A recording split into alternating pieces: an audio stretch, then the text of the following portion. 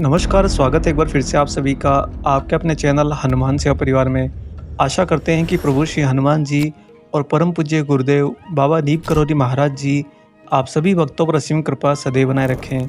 दोस्तों, जब से कोई भक्त महाराज जी के संपर्क में आ जाता है, बाबा को पहचान लेता है, उसके बाद में उसके हृदय की सबसे प्रमुख इच्छा एक ही होती है कि महाराज जी मुझे दर्शन कब देंगे, बाबा मेरे सामने कब आएंगे, कब मैं उनके वास्तविक मनुष्य स्वरूप में दर्शन कर पाऊंगा। और भक्त की उसी इच्छा को पूरा करने में महाराज जी अलौकिक लीला तो करते हैं, लेकिन उसमें एक भेद छिपा कर रखते हैं, और वह ये कि भक्त महाराज जी को पहचान नहीं पाता।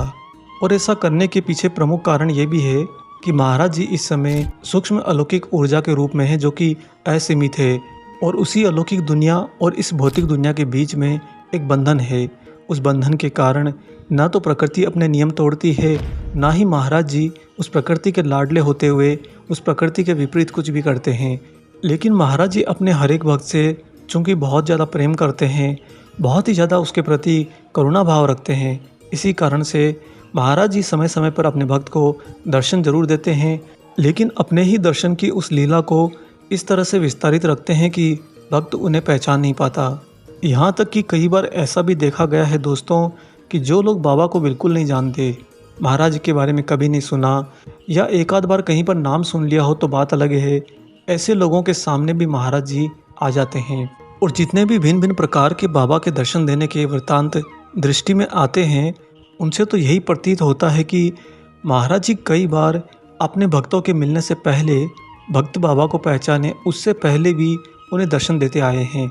जिसका तात्पर्य यहाँ पर यह है कि जीवन के जिस काल में, जिस समय में आप महाराज जी को पहचान पाते हो, बाबा के बारे में जान पाते हो, महाराज जी उसके पहले ही, बहुत पहले ही न जाने कितनी बार आपके सामने आए होते हैं, किस रूप में, कहीं पर सेवा के लिए तो कहीं पर आशीर्वाद के लिए।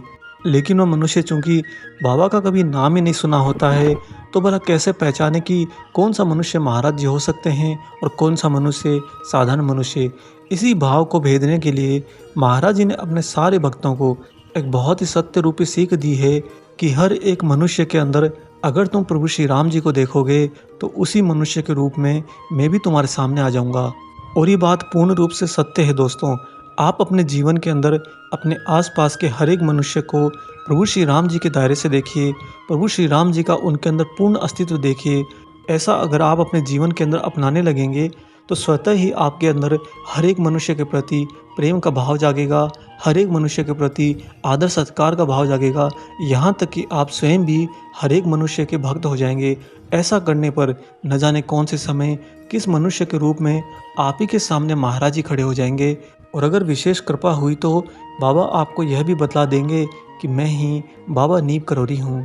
आज आपको महाराज जी के एक ऐसे भक्त की घटना सुनाते हैं जहाँ पर दोस्तों वह भक्त महाराज जी को कभी नहीं मिला, कभी महाराज जी के बारे में कुछ नहीं जाना, लेकिन फिर भी महाराज जी उसके पास पहुँच गए। आइए जानते हैं इस अलौकिक घटना को। दोस्तों, इलाहाबाद उच्च न्यायालय के पास ही डॉक्टर ब्रह्म स्वरूप सक्सेना का मकान था, और डॉक्टर सक्सेना साहब अपने ही घर से होम्योपैथी की चिकित्सा किया करते थे।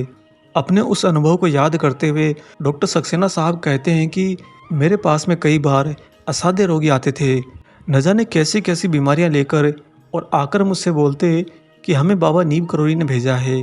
तब मैं तो नहीं जानता था कि ये बाबा नीम करौरी नाम के मनुष्य कौन महानुभाव हैं, कोई जमींदार हैं, कोई साहूकार हैं, कोई नेता हैं या कोई सरकारी अफसर हैं। उनका नाम लेकर हर मरीज मेरे पास में आता, मैं तो बिल्कुल सामाजिक भाव से अपना कर्तव्य निभाते हुए उसे दवाइयाँ लिख कर देता, लेकिन वे लोग जो भी मुझसे दवाई लेकर जाते वे अतिशीघ्र स्वस्थ हो जाते। डॉक्टर सक्सेना साहब कहते हैं कि मुझे उन दिनों बहुत आश्चर्य होता कि जो लोग मेरे सामने बाबा नीम करौरी का नाम लेकर आते थे, उन पर जितनी मेरी दवा असर करती उतनी अन्य मरीजों पर नहीं करती थी। मैंने कुछ एक मरीजों से पूछा कि ये बाबा नीम करौरी कौन है। उन्होंने कहा कि बहुत पहुँचे हुए संत हैं।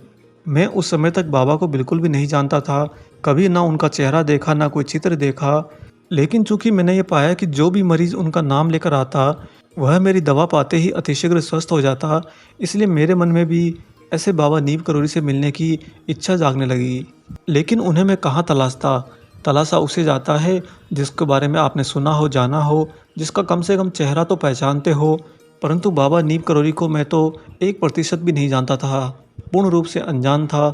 बस मरीजों के द्वारा ये कहना कि मुझे बाबा नीम करोली ने भेजा है, इतना ही मेरे लिए उनका परिचय था। जब हम किसी को बिल्कुल भी नहीं जानते हैं, उसका हमारे पास में कोई भी परिचय नहीं होता है, ऐसे में अगर हमारी मिलने की इच्छा भी हो तो हमें अपनी ही इच्छा को मार देना होता है। और बिल्कुल यही बात डॉक्टर सक्सेना साहब के साथ हुई। खैर आगे डॉक्टर सक्सेना साहब कहते हैं कि एक दिन मेरे कक्ष में एक व्यक्ति प्रविष्ट हुआ। वह कदकाठी से काफ़ी लंबा चौड़ा था, डील डोल वाला था, शरीर के ऊपर कम्बल ओढ़ा था और नीचे उसने धोती पहनी थी, परंतु उसके पैरों में कुछ भी नहीं था। नंग धड़ंग पैर मिट्टी से सने हुए एक नौजवान युवक के साथ में मेरे कमरे में प्रविष्ट हुआ। मैंने नज़र उठाकर उसके चेहरे को देखा तो मैंने पाया कि उसका चेहरा काफ़ी ज़्यादा दिव्य कांतिमय था। उनके ललाट पर एक अलग ही तेज मुझे उस समय प्रतीत हुआ। वह बिल्कुल ठीक मेरी कुर्सी के सामने आकर खड़ा हो गया। ना कोई दुआ करी, ना कोई सलाम किया। यहाँ पर आपको बता दें दोस्तों कि साधारणतः जब डॉक्टर के सामने मरीज जाते हैं तो जाने के बाद में डॉक्टर साहब को हमेशा दुआ सलाम तो ज़रूर करते हैं, परंतु इस व्यक्ति की स्थिति में बात ही कुछ अलग थी।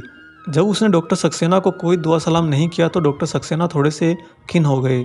खैर डॉक्टर साहब ने उस व्यक्ति से कुछ प्रश्न किए, जैसे कि उसका नाम क्या है, कहाँ रहता है, क्या खाता है, क्या काम करता है, ताकि उसके लक्षण को पहचाना जा सके कि उसके शरीर में भी रोग क्या है। डॉक्टर साहब कहते हैं कि मैंने काफ़ी सवाल किए, लेकिन उसने किसी भी प्रश्न का उत्तर नहीं दिया।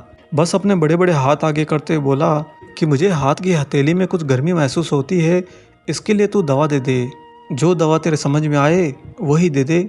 उस व्यक्ति के मुंह से ऐसी सीधी अक्खड़ भाषा सुनकर डॉक्टर साहब थोड़े क्षुब्ध हो गए, किंतु अपना कर्तव्य निभाते हुए उन्होंने उसे 3 दिन की दवाई लिख कर दी और कहा कि 3 दिन बाद में चौथे दिन आकर अपना हाल बता जाना। तब वह कम्बलधारी व्यक्ति बोला, इतनी थोड़ी सी दवाई से क्या होगा, बहुत तादाद में बना दे, अब हम जा रहे हैं, फिर नहीं आएंगे।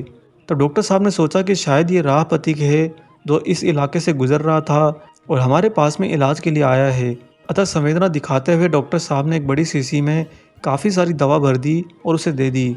तब उसने अपने साथ आए उस नौजवान व्यक्ति से डॉक्टर साहब को 20 रुपये देने को कहा, परंतु काफ़ी दीनहीन स्थिति में उसे देखकर डॉक्टर साहब ने 20 रुपये लेने से इनकार कर दिया।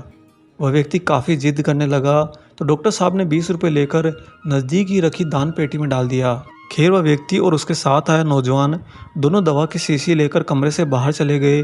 फिर अगला नंबर जिस मरीज का था वह कमरे में ज्यों ही आया, आते ही उसने हवा में हाथ जोड़ते हुए डॉक्टर साहब से पूछा कि आप जानते हैं कि अभी अभी जो आपके कमरे से गए हैं वह कौन है?